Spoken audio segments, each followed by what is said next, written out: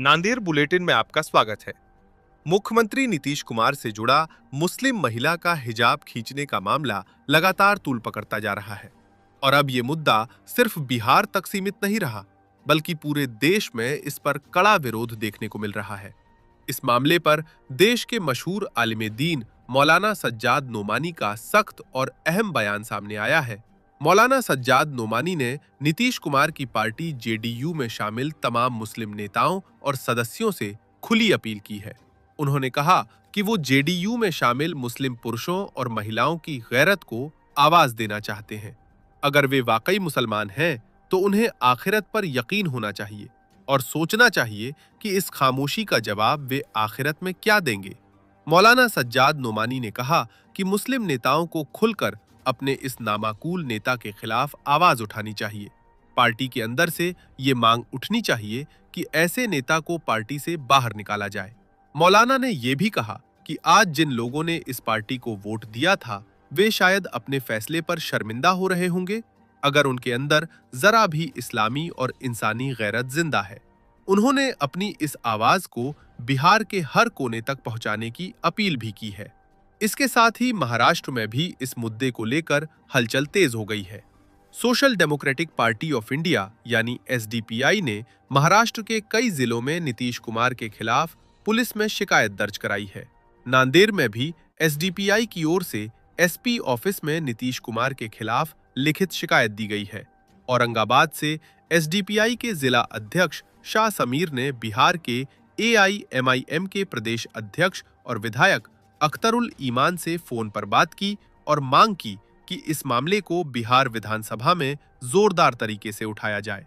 अख्तरुल ईमान ने शाह समीर को भरोसा दिलाया कि पूरी मजलिस इस मामले में नीतीश कुमार के खिलाफ मजबूती से खड़ी है।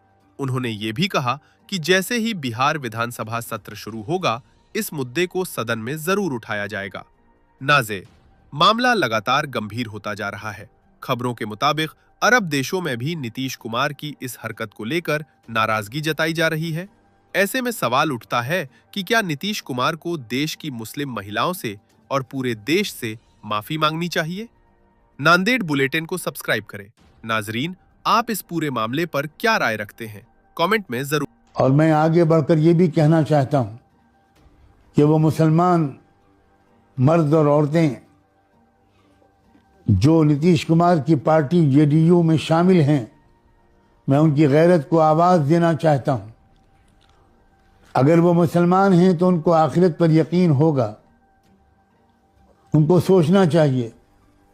मैं बड़ी खैरखाही के जज्बे से उनसे गुजारिश करना चाहता हूं कि वो ज़रा सोचें कि आखिरत में इस खामोशी का वो क्या जवाब देंगे।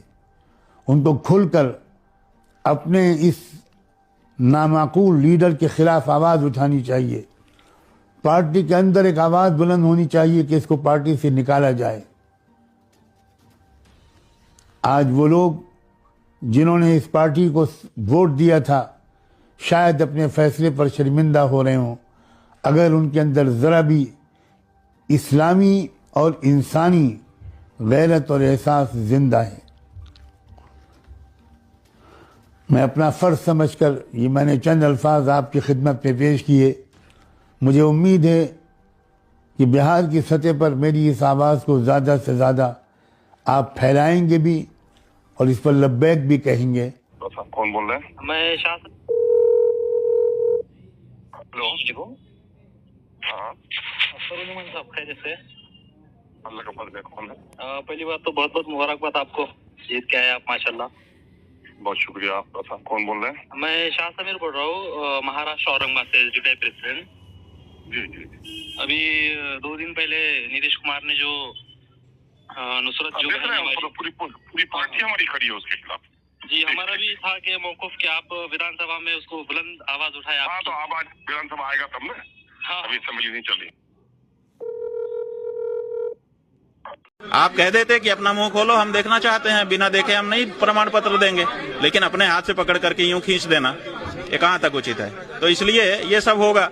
अब उनको विराम लेना चाहिए, हमारा स्पष्ट कहना है। पहले भी हमने जब चुनाव में हम गए थे बिहार तब भी हमने कहा था